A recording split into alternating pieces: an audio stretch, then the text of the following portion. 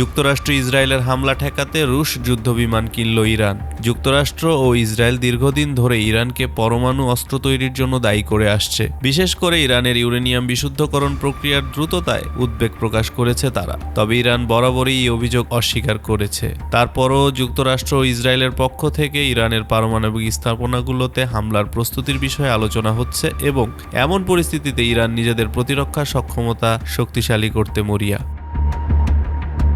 Iran Russia থেকে অত্যাধুনিক Sukhoi 35 যুদ্ধবিমান কেনার সিদ্ধান্ত নিয়েছে। ইরানের ইসলামী বিপ্লবী গার্ড বাহিনী IRGC এর শীর্ষ কমান্ডার আলী সাদমানি সম্প্রতি এই তথ্য নিশ্চিত করেছেন। তিনি বলেছেন, এটি প্রথমবারের মতো ইরানের পক্ষ থেকে রাশিয়া থেকে যুদ্ধবিমান কেনার বিষয়টি আনুষ্ঠানিকভাবে প্রকাশ করা হলো। তবে সঠিকভাবে কতটি বিমান কেনা হয়েছে তা প্রকাশ করা হয়নি।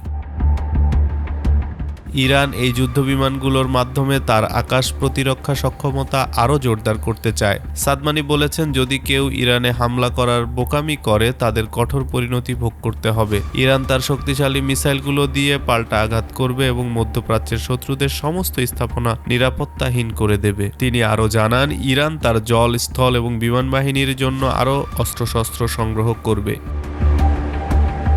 2019 সালে ইরান এবং রাশিয়া একটি 20 বছরের চুক্তি স্বাক্ষর করে, যার মাধ্যমে তারা পারমাণবিক ও সামরিক সহযোগিতা বৃদ্ধি করবে। রাশিয়া ইরানকে উন্নত সামরিক প্রযুক্তি সরবরাহ করবে, বিশেষ করে ইসরায়েলের বিরুদ্ধে প্রতিরোধের জন্য। এ চুক্তির মাধ্যমে দুই দেশের কৌশলগত সম্পর্ক আরও গভীর হয়ে ওঠে। বিশ্লেষকরা বলছেন, এর মাধ্যমে একটি শক্তিশালী রাশিয়া ইরান জোট গড়ে উঠছে, যা বিশ্ব রাজনীতিতে গুরুত্বপূর্ণ প্রভাব ফেলতে পারে।